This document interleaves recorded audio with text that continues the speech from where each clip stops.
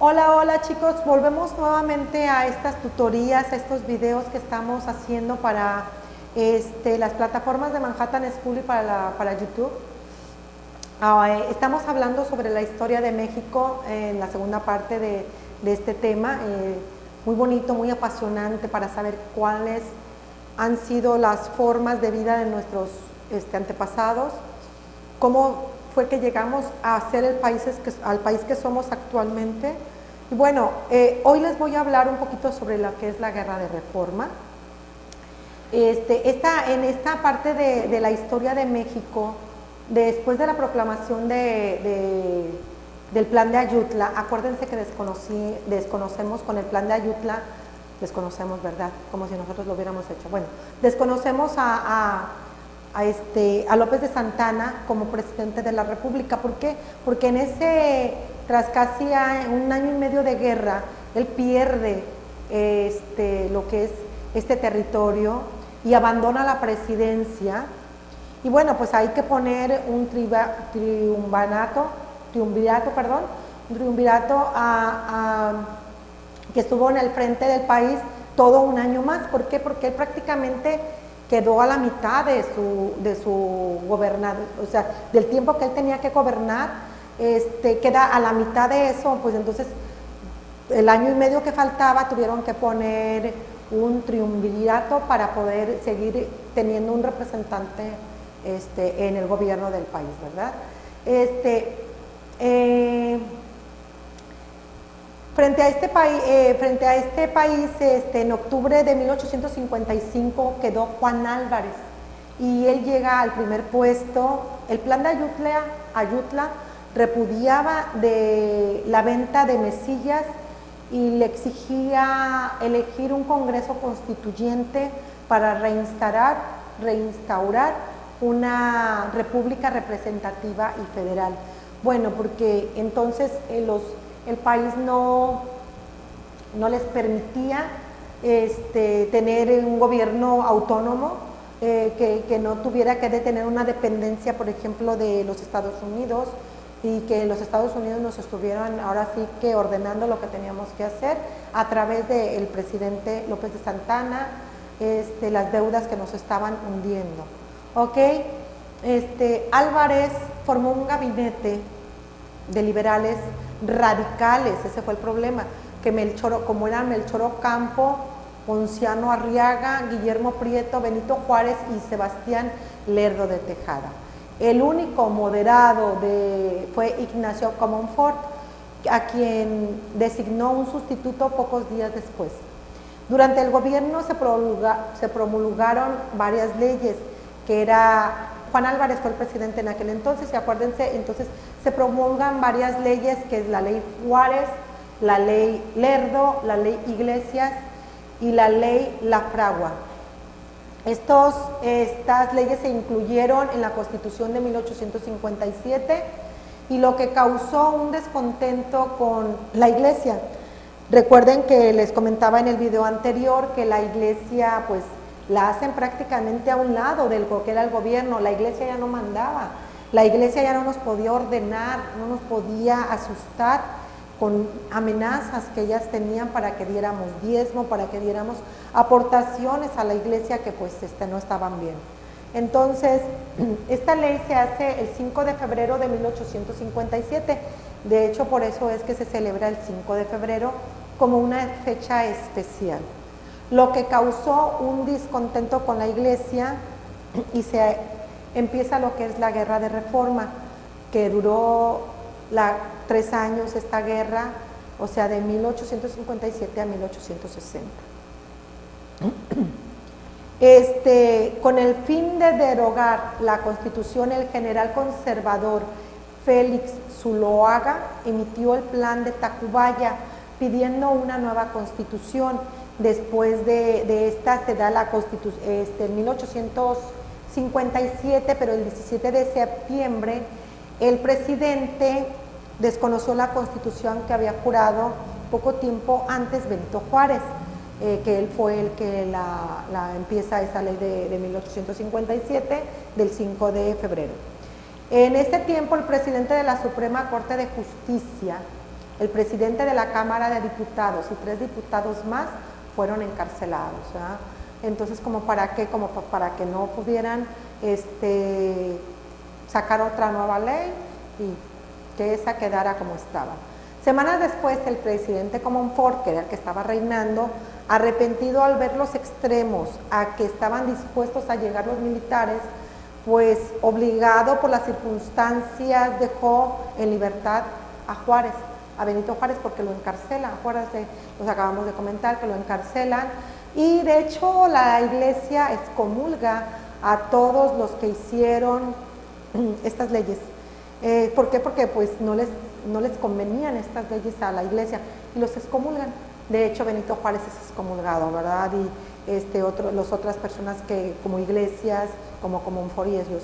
Entonces, bueno, semanas después de que se arrepintió el presidente Comonfort, asumió la presidencia a Benito Juárez, y es cuando asume la presidencia Benito Juárez. O sea, se deja en libertad a Benito Juárez, y Benito Juárez entra como presidente de la República. Y la presidencia la estableció en el estado de Guanajuato. ¿Por qué? Porque se vio obligado a dejar este gobierno allá, porque allá era donde vivía Benito Juárez, donde estaba radicando en ese entonces, donde se había empezado la guerra de independencia, y era el centro prácticamente del país. Entonces, la ubicación geográfica de Guanajuato le daba la posibilidad de poderse mover de un territorio a otro. Recuerden que en aquel entonces las distancias se hacían eternas porque pues no había medios de transportes muy rápidos, ¿verdad? Comonfort en ese entonces es obligado a desterrarse y se marchó, se fue al destierro, ¿verdad?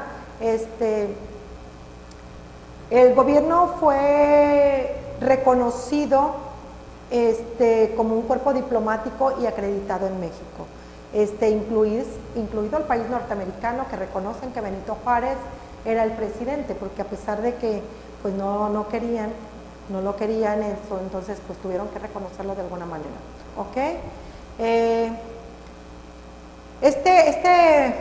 Este reconocimiento lo dio el norteamericano John Forsyth, y esta situación llevó a que México tuvo 2 presidentes, porque también Zuloaga, pues él se nombraba como presidente de la República, a pesar de que Benito Juárez fue un presidente electo y Zuloaga fue un presidente impuesto. Entonces, pues había como que dos presidentes en aquel entonces. México entonces estaba dividido en las fracciones liberales y conservadoras, y pelearon sin tregua durante todo 1558, en la que pues, en la verdad, en una guerra no hay vencedores ni perdedores, hay perdedores de ambos lados, ¿verdad? Por las acciones militares de los generales Leonardo Márquez y Miguel Miramón, dominaron en las principales ciudades del interior del país. Eran los conservadores los que estaban peleando por este lado, y en Estados Unidos, en aquel entonces, primero empezó a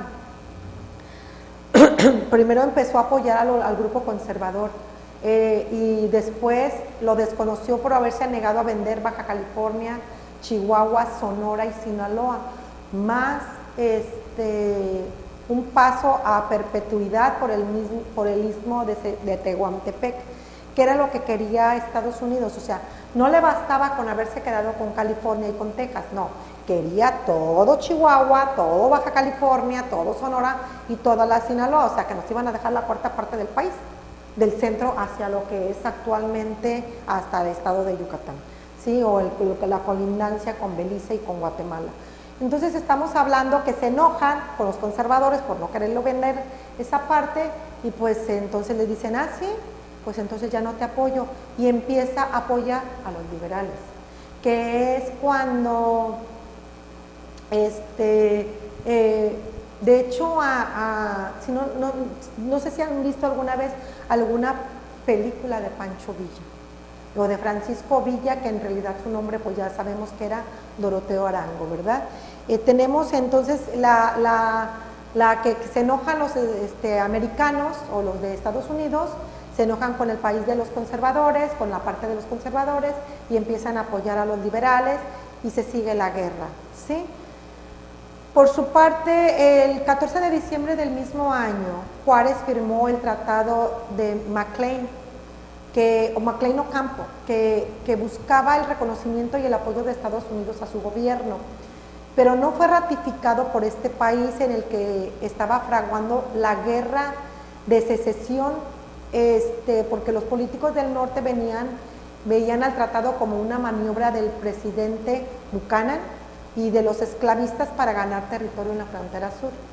Entonces, después de la derrota de Miramón en Calculalpan, en el Estado de México de 1860, Juárez entra triunfante a la Ciudad de México, pierde Miramón en la Ciudad de México o en Calculalpan y en el Estado de México, y ahorita en la Ciudad de México, en el Estado de México, y pues Benito Juárez entra como un gobierno triunfante, ¿ok? Entonces, tenemos unos poquitos minutos para hablar sobre lo que son las intervenciones extranjeras. Recuerdan que les comentaba anteriormente por qué se separa Texas, ¿verdad? Bueno, pues porque Santana pierde Texas, pero vamos a hablar un poquito en el 1817, que es en vista de la actitud expansionista de los Estados Unidos, lo que querían era conquistarnos. O sea, España es cuando interviene, ¿sí? Dicen, ¿cómo te vas a quedar con el país que yo conquisté? Entonces, pues Estados Unidos, España no se lo permite y convenció a este país de fijar sus fronteras con Nueva España, la Nueva España, que era en realidad lo que es ahora la República Mexicana.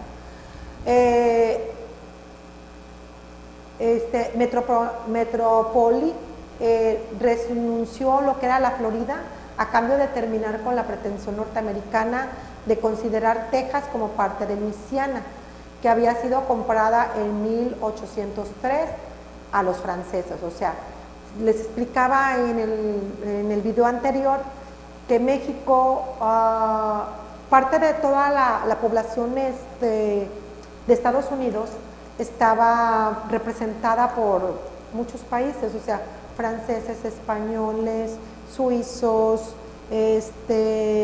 nativos, que eran los indios, apaches, las culturas que originalmente vivieron en Estados Unidos, y tenemos lo que eran los que llegaron, mexicanos también. Entonces, en lo que era Texas era considerada en ese entonces como, querían comprarla como parte de Luisiana, pero la parte de Luisiana que estaba, era protegida o era la que los dueños eran los franceses. Entonces estamos hablando de que ellos querían pues permiso para poder abarcar más territorio mexicano, y fue ahí cuando Antonio López de Santana, por las deudas que teníamos con los Estados Unidos, decide venderles Texas.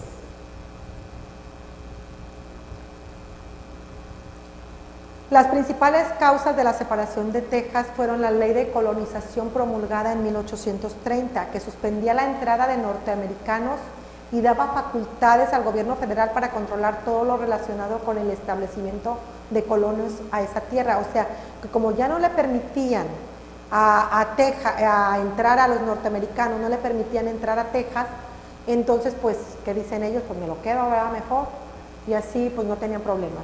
Otra de las causas por las que se pierde Texas es porque todo lo que era el gobierno o la política y la guerra se centralizaban prácticamente en lo que era la parte central del país y la parte sur del país. Entonces, en realidad a Texas no le estaban haciendo caso, no le hacían caso al gobierno. Entonces, por eso es que ocasionaron un abandono de esa región, y esa es otra de las causas por las que se pierde Texas. Me disculpa, la gran influencia política y comercial de Estados Unidos sobre los habitantes de Texas, otra de las causas por las que los estadounidenses deciden, o los mexicanos deciden quedarse como estadounidenses. deciden pertenecer al país de Estados Unidos, porque como México no les hacía caso, el gobierno mexicano no les hacía caso, porque todo estaba en el centro del país, el gobierno era lo que le daban importancia en realidad, entonces los habitantes de aquella época no tuvieron una atención adecuada y se pierden y deciden ellos, bueno, pues si no nos atienden, si no nos toman en cuenta, pues hay que quedarnos mejor con Estados Unidos, que son los que quieren quedarse con nosotros.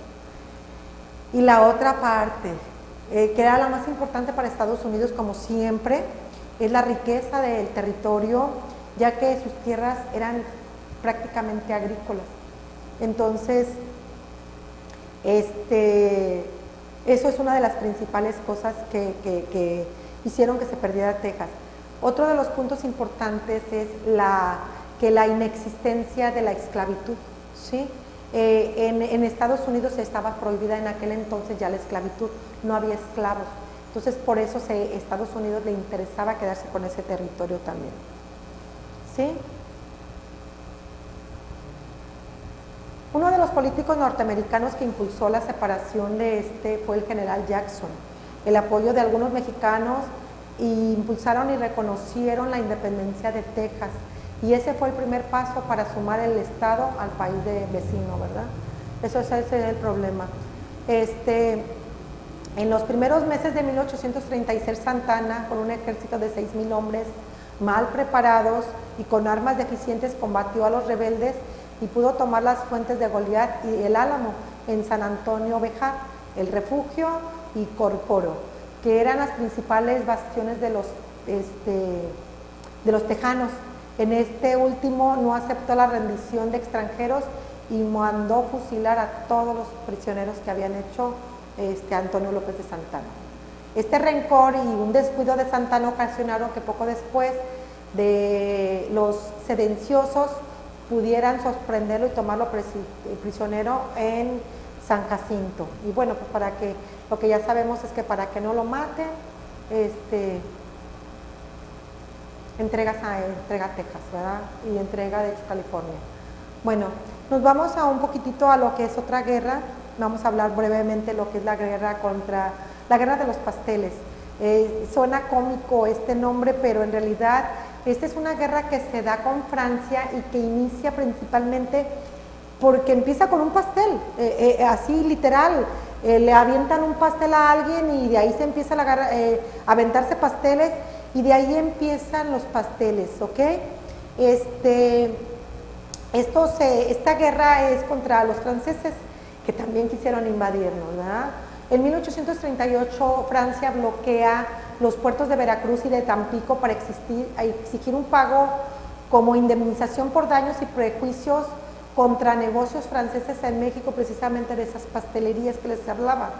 El contraalmirante Charles Baudin, de Francia, que él venía de Francia, reclamaba el pago de 600,000 pesos, alegando que las revueltas cotidianas de la vida nacional habían causado pérdidas considerables a un pastelero de Tacubaya y otros comerciantes. Como ven, él quería que le habían afectado a un pastelero su local, su negocio, quería que nosotros le pagáramos, o que el país de México le pagara 600,000 pesos de aquella época a Francia. Entonces, como que era ilógico, México se niega. La escuadra francesa bombardeó y tomó el fuerte de San Juan de Ulúa en Veracruz, y de esta manera se declaró la guerra entre México y Francia el 30 de noviembre de 1838. En la batalla participó el general Antonio López de Santana, que por cierto fue bueno un general, como militar fue bueno, pero ya como presidente pues no, ¿verdad? Como comandante del puerto de Veracruz, y trató de detener a los enemigos, pero no lo logró. Entran los enemigos de Francia. Bueno, después, el 5 de mayo de 1857,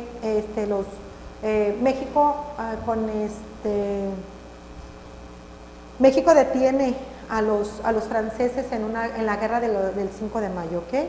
Bye, nos vemos en el próximo video, que sería de otra de las materias interesantes que tenemos aquí en Manhattan School. Acuérdense que tenemos un programa académico muy fregón. Bye, bye.